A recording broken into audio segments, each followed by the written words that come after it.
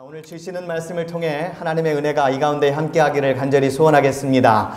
옛말에 정신일도 하사불성이란 말이 있습니다. 마음을 한 곳으로 모으면 안 되는 일이 없다는 뜻입니다.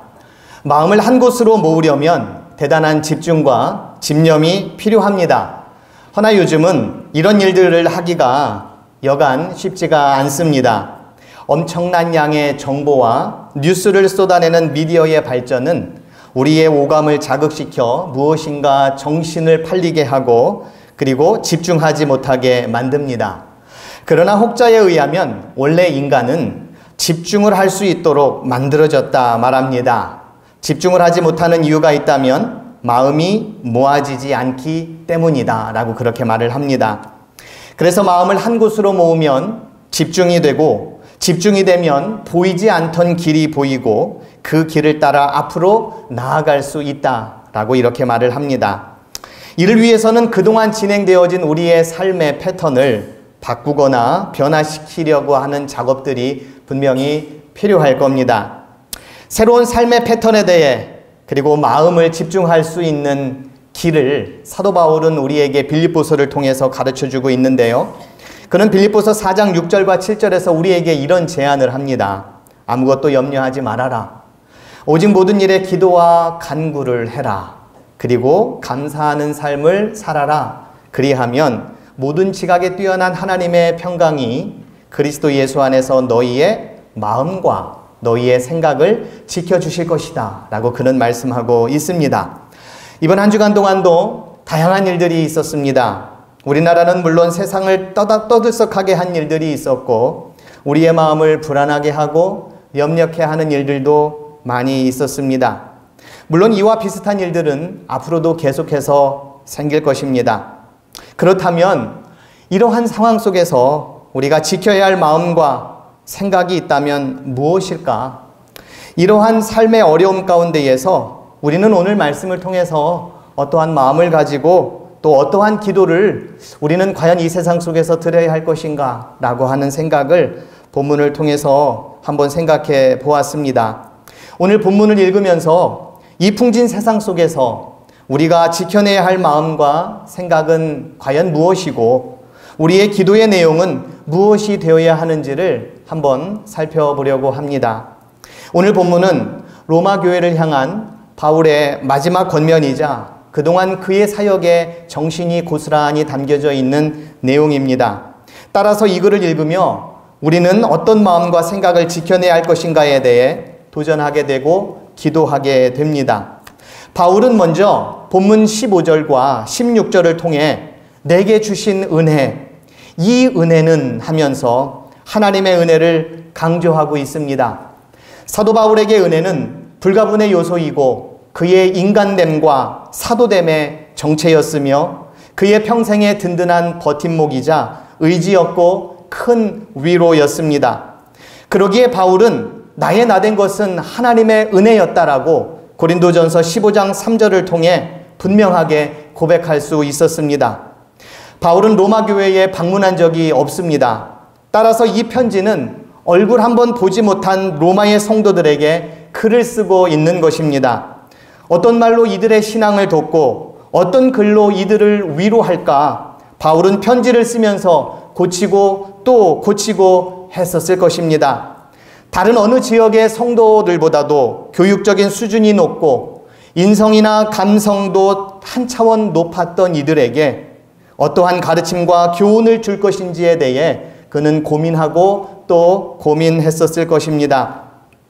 그러함에도 불구하고 그의 서신의 전면에는 하나님의 은혜가 먼저 나옵니다. 이 글을 쓴 것도 은혜요. 이 글을 쓰게 된 이유도 하나님의 은혜요. 내가 그동안 그리스도의 일꾼으로서 이방인을 제물로 드리는 일을 감당할 수 있었던 것도 하나님의 은혜였다고 그는 분명히 밝히고 있습니다. 16절을 한번 보십시오. 이 은혜는 곧 나로 이방인을 위하여 그리스도 예수의 일꾼이 되어 하나님의 복음의 제사장 직분을 하게 하사 이방인을 제물로 드리는 것이라 그는 분명히 말하고 있습니다. 나보다 앞서는 것, 나보다 앞서야 하는 것, 그것은 은혜였습니다.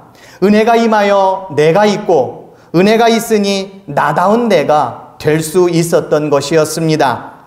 육신적으로 볼 때 바울이 자랑할 것은 참으로 많았습니다. 바울만큼 뛰어나고 바울만큼 열정적이고 바울만큼 능력 있고 그렇게 살다 간 사람이 없을 정도입니다. 그러나 나의 다 된 것은 하나님의 은혜라. 은혜 아니면 나서지 못하리. 이것은 바울의 변하지 않는 진리였고 신앙이었고 믿음이었고 그의 깊음 가운데에 솟아오르는 샘물과 같은 말씀이었습니다. 그렇다면은 저와 여러분들의 삶을 이끌어가는 것은 과연 무엇이라고 여러분들은 믿고 있습니까? 요즘은 은혜로 산다는 것이 무색할 만큼 세상이 빠르게 변화하고 있습니다. 물질 문명과 기계 문명의 발달은 보이지 않는 하나님의 손길을 따라 살아가는 삶의 의미를 점점 무색하게 합니다. 일한 만큼 벌고 버는 대로 쓰는 소비 문화와 이를 부추기는 매스컴의 위력은 은혜로 살아가는 삶의 힘을 점점 잃어가게 합니다. 정신없이 바쁘게 살아가니 정신을 차리고 집중해야 할 근본적인 것들을 우리는 많이 놓치고 삽니다. 남들도 다 그렇게 살고 남들도 버젓이 그렇게 사는데 나는 무엇을 하고 있는 건지 자꾸 무력하게 느껴질 때도 많이 있습니다. 은혜로 산다는 것은 무엇일까? 은혜 가운데에 산다는 것은 무엇일까? 은혜를 잊지 않고 산다는 것은 무엇일까? 고민이 많이 드는 때입니다. 자식을 기르느라 노심초사했던 부모님들을 이제는 나이가 들고 힘이 없고 돈도 없고 능력도 없다고 하여 그 은혜도 모르고 내팽개쳐버리는 자식처럼 하나님의 은혜, 십자가의 사랑을 내팽개치고 살아가는 모렴치한 놈들은 아닌지 생각이 들 때가 참 많이 있습니다. 오늘 바울의 소신과 확신에 찬 글을 보면서 다시금 우리의 마음을 다잡습니다.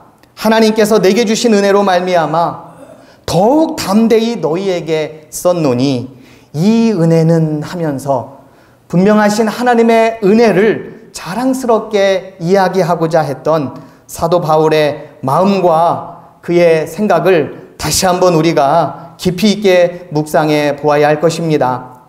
우리 이웃과 먼 나라에 살고 있는 사람들은 차치하더라도 내 가족과 자녀들에게 확신 있게 전해줄 수 있는 은혜는 과연 무엇입니까? 누군가가 당신은 왜 사느냐고 묻는다면 삶 가운데에 역사했던 은혜의 소중함을 우리는 얼마만큼 이야기할 수 있겠습니까? 나의 나된 것은 하나님의 은혜임을 인정하며 이런 삶에 집중할 수 있는 그런 삶이 과연 우리의 삶 가운데에 얼마나 되고 있습니까? 다시 한번 이 밤에 깊이 생각해 볼 그런 내용이 아닐 수가 없습니다. 두 번째로 본문을 통해 우리가 지켜내야 할 바울의 정신이 있다면 하나님의 은혜 가운데에 사는 사람은 하나님께서 그를 통하여 분명히 일하심을 믿어야 한다는 것입니다. 본문 18절을 보면 그는 이렇게 말합니다. 그리스도께서 이방인들을 순종하게 하기 위하여 나를 통하여 역사하신 것 외에는 내가 감히 말하지 아니하노라. 여기서 중요한 말이 있습니다. 나를 통하여 역사하신 것, 바로 그것입니다. 바울은 내가 역사한 것, 내가 감당한 것, 내가 처리한 것이라고 말하기보다는 나를 통하여라는 말을 썼습니다. 바울은 도리어 내가 앞서서 행한 것에 대해서는 논외로 여겼습니다. 그렇게 해서 얻어진 좋은 결과도 물론 있었을 것입니다. 하지만 바울은 그것에 대해서조차 감히 말하지 않겠다고 말합니다. 오로지 하나님께서 나를 통해 하신 일만 앞세우겠다. 그는 말하고 있는 것입니다. 여기서 우리가 생각해 볼 수 있는 것은 바울의 겸손함입니다.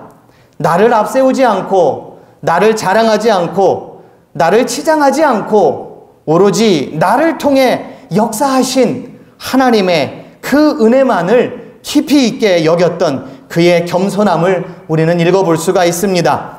말은 은혜로 산다고 하면서 사는 것을 보면 전혀 그렇지 않는 사람들이 있습니다. 멀리서 찾을 필요 없이 우리 스스로 이율배반적인 삶을 살아갈 때가 많이 있습니다. 하나님의 은혜가 우리를 통과하지 않습니다. 하나님의 은혜로 얻어진 값진 것들이 우리 안에서만 머뭅니다. 그것이 물질이 되건 깨우침이 되건 사랑이 되건 간에 우리를 통해 흐르지 않는 하나님의 은혜는 결코 썩기 마련입니다. 하나님께서는 아브라함을 부를 때에 그를 통하여 복의 근원으로 삼아 주시겠다고 말씀하셨습니다. 그런데 복의 근원이 된다라고 하는 것은 너만 복받고 너만 잘 되겠다라고 하는 것이 아니라 너를 통하여 많은 사람들이 복을 받게 되는 복의 통로자가 되어 주시겠다라고 하는 말씀이셨습니다. 여러분, 복 많이 받는 사람이 좋습니까? 복의 통로가 되는 것이 좋습니까? 복 많이 받는 게 좋지요. 예. 네. 전자가 더 좋게 여겨질 수도 있겠습니다만은, 그러나 오늘 바울의 말씀을 우리가 다시 한번 깊이 생각해 보면서 복의 통로가 되는 것, 그것이 얼마나 소중한지를, 나를 통하여 역사하시는 하나님의 은총이 얼마나 감사한지를 우리가 깊이 있게 묵상할 수 있는 그런 시간이 되기를 바랍니다. 나를 통하여 일하시는 하나님을 인정한다라고 하는 것은 우리 각자의 삶의 주권을 온전히 하나님께 맡기는 것과 같습니다. 사람을 통하여 일하시는 하나님의 일은 천편일률적이지 않습니다. 어느 한 장소에 국한하지도 않고 지위의 높고 낮음과 물질의 있고 없음을 그분은 가리지 않습니다.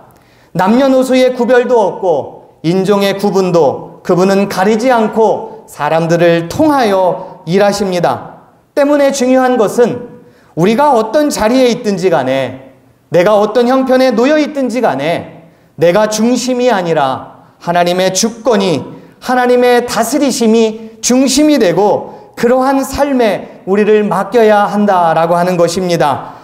그렇다면 우리가 큰 일을 이루었다고 해서 자신을 자랑할 것도 없습니다. 작은 일만 한다고 해서 소심하거나 부끄러워할 필요도 없습니다. 오로지 각자에게 주신 부르심과 소명을 따라 나를 통하여 이루시는 하나님의 은혜에 감사하며 우리는 살아갈 뿐입니다. 그러할 때에 하나님께서는 우리를 통하여 더 풍성한 은혜를 베풀어 주실 것입니다. 우린 종종 나는 없는데 남이 가진 것을 보면 괴로워하고 분해하고 억울해합니다.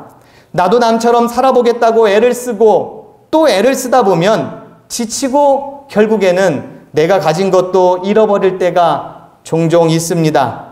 언젠가 그런 저를 보면서 어느 목사님께서 이런 충고를 해주신 적이 있습니다. 문목사, 나는 문목사가 좋은 장점을 많이 가지고 있다고 생각해. 그런데 한 가지 명심할 것이 있어. 문목사가 달려야 할 트랙만 열심히 달려. 다른 트랙에서 뛰고 있는 선수들은 생각하지 말고 그곳에 마음을 찾고 쓰고 얽매이다 보면 문목사가 가지고 있는 장점도 결국 사라져버리고 말 거야. 여전히 저는 남이 하는 일에 관심을 가질 때가 많습니다. 내가 실패자라 여겨지고 무능력한 자라 여겨질 때 더욱 그러합니다. 그러나 바울은 그렇게 하지 말라고 우리에게 권면합니다. 너를 통해 일하시고 앞으로 일하실 일들만 생각하라고 바울은 말합니다. 우리 모두는 부족한 게 많습니다. 허점투성이입니다. 그럼에도 불구하고 우리를 통해 일하고 계시는 하나님의 마음을 우리는 먼저 헤아릴 수 있어야 할 것입니다. 그래서 겸손하게 그분의 일하심을 믿고 의지하며, 그리고 그분께서는 나를 통하여 어떠한 일을 하실 것인지에 대한 즐거운 상상력을 가지고 우리는 기도하며 온전히 우리의 삶을 하나님께 맡겨야 할 것입니다. 바울은 그러한 삶과 가르침을 우리에게 보여주고 있습니다. 마지막으로 본문을 통해 생각해 볼 것은, 사람을 통해 일하시는 하나님의 이끄심은 우리의 능력 이상의 것들을 때때로 감당케 하신다라고 하는 것을 본문은 우리에게 보여주고 있습니다. 본문 20절을 제가 읽어드립니다. 또 내가 그리스도의 이름을 부르는 곳에는 복음을 전하지 않기를 힘썼노니 이는 남의 터 위에 건축하지 아니하려 함이라. 요즘은 개천에서 용난다는 말을 별로 하지 않습니다. 또 그렇게 믿는 사람도 급속히 줄어가고 있습니다. 맨 땅에 헤딩한다는 말도 하지 않습니다. 그래봐야 네 머리만 아프다고 충고를 합니다. 예전에는 십자가만 꽂으면 교회가 잘 된다고 해서 개척을 많이 한 시절이 있었습니다. 그러나 요즘 개척은 건물이 있고 사람이 있어도 어렵습니다.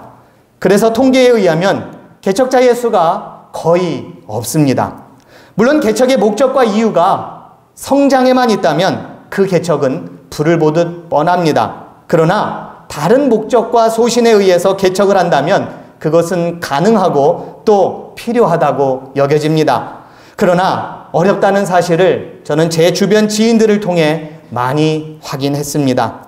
그런데 방금 읽어 내려간 본문을 보면 움츠려 있고 의기소침해 있는 우리의 마음과 우리의 삶에 큰 도전을 주는 메시지를 우리는 맞닥뜨리게 됩니다. 남들이 가려 하는 곳에는 가지 않겠다. 남들이 이미 가 있는 곳에는 나는 가지 않겠다. 주의 소식을 받지 못한 자들과 듣지 못한 자들에게 나는 가겠다. 개척자의 정신이 물씬 풍기고 도전 정신이 가히 하늘을 찌릅니다. 오늘 바울이 이 땅에 살고 있다면 어떤 목회적인 마인드를 가질지 무척이나 궁금하지만 그래도 바울은 개척자 정신과 도전 정신을 잃지 않고 어떤 목회든지 할 것이라고 분명히 믿습니다. 그 이유는 그의 삶의 바탕에는 하나님의 은혜를 분명히 경험하고 있고 그를 통해 어떠한 일이라도 하실 하나님의 역사하심에 온 몸과 마음을 그는 맡기고 있기 때문입니다. 일이 어렵고 힘든 것은 둘째 문제입니다. 아무리 어렵고 힘들어도 해야만 하는 분명한 이유와 확신이 있으면 능히 감당할 수 있습니다. 아굴골짝 빈들에 복음 들고 가는 것이 두렵고 힘든 것은 두 번째 문제입니다. 가장 큰 문제는 그 골짜기에 들어가야 할 분명한 이유와 확신이 없는 것입니다. 우리가 왜 나약해져 가고 있습니까? 우리의 목표가 왜 이리도 불분명해져 가고 있습니까? 그것은 삶이 힘들고 어려워서라기보다는 살아야 할 이유가 불분명하고 불명확하기 때문입니다. 바울은 오늘 우리에게 이런 의미에서 큰 도전과 용기를 줍니다. 하나님의 은혜, 이 은혜를 깊이 깨닫고 경험해라. 이 은혜를 통해 살아가는 사람은 그를 통하여 분명히 어떠한 일이라도 하실 것이다라고 하는 믿음을 가져라.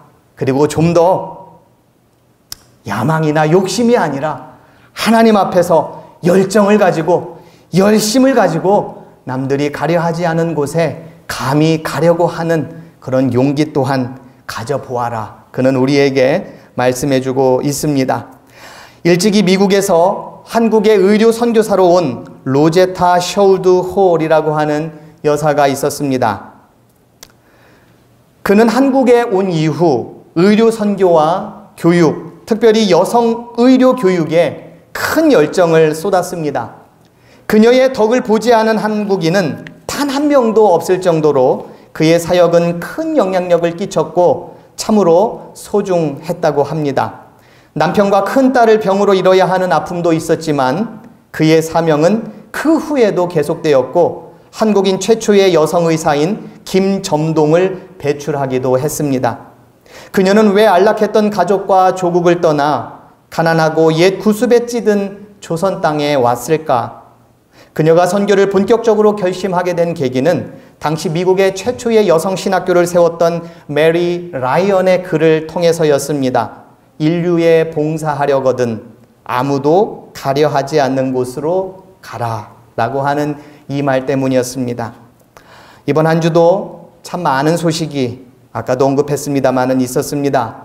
전쟁에 대한 소문, 사드 배치에 따른 갈등, 어린 10대들의 잔인하고도 무분별한 폭행과 그 결과에 따르는 태도에서 오는 당혹감, 세상 사람들도 범하지 않는 죄를 도리어 교회가 진다며 강하게 질타했던 바울의 외침은 이제 피를 토할 수준에 이르렀고 어느 교단과 신학교인들 평온한 곳이 없다는 보도가 연이어 이어지고 있습니다.